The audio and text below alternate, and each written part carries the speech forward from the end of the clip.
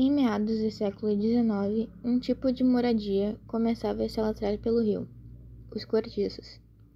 Erguidas principalmente por imigrantes portugueses, as construções precárias eram formadas por dezenas de quartos pequenos, sem cozinha, com banheiros e tanques coletivos.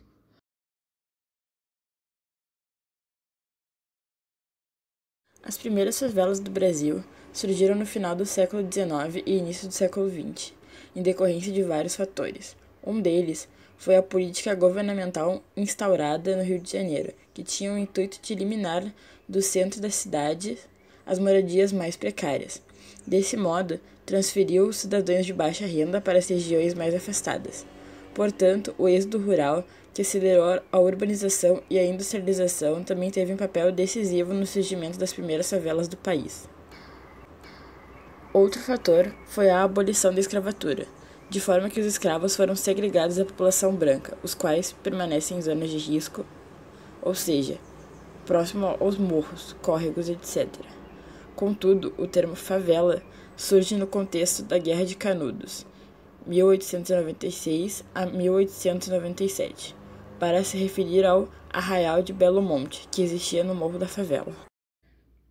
As favelas e os cortiços no Brasil são um dos maiores problemas sociais que a sociedade enfrenta nos dias de hoje. Com instalações precárias e falta de infraestrutura, a população residente fica à mercê de doenças, criminalidade, desemprego, preconceitos, entre outros fatores. As favelas e cortiços abrigam a população totalmente desfavorecida economicamente e que merece mais atenção da nação. Os cortiços antigamente eram instalados em um lugar plano, habitados por pessoas de classe mais baixa, ou seja, indivíduos desfavorecidos economicamente. Cada casa, em média, era composta por 4 integrantes na família. Esses cortiços geralmente ficavam próximo das fábricas onde os indivíduos trabalhavam. As favelas, por sua vez, são grandes áreas degradadas por moradias precárias, localizadas nos altos dos morros, caracterizadas por uma baixa qualidade de vida. Alguns de seus grandes problemas é o desemprego de uma considerável parte de seus habitantes e o alto índice de natalidade, sem que haja estrutura para tal, o que provoca elevadas taxas de pobreza e aglomeração de pessoas. Favela e cortiço comportam semelhanças, todavia não são iguais, pois cada um tem seus costumes e hábitos diferentes entre seus componentes.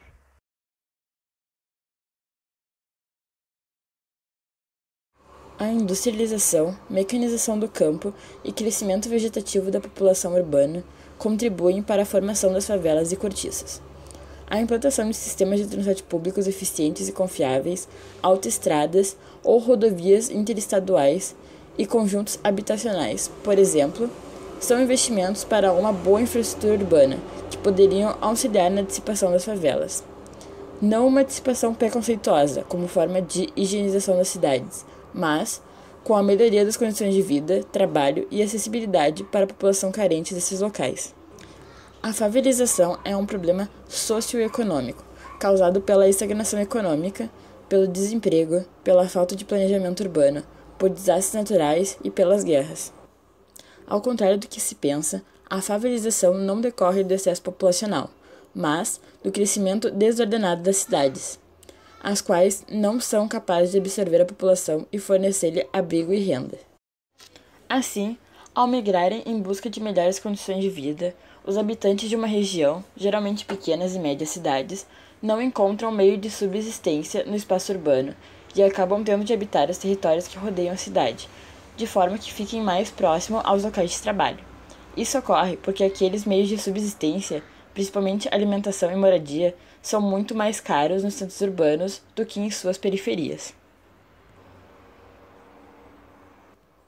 Portanto, a favelização está ligada diretamente aos aspectos que tangem a urbanização e a industrialização, uma vez que elas são os principais causadores do êxodo rural, o qual tem sido cada vez mais rápido em direção às áreas urbanas.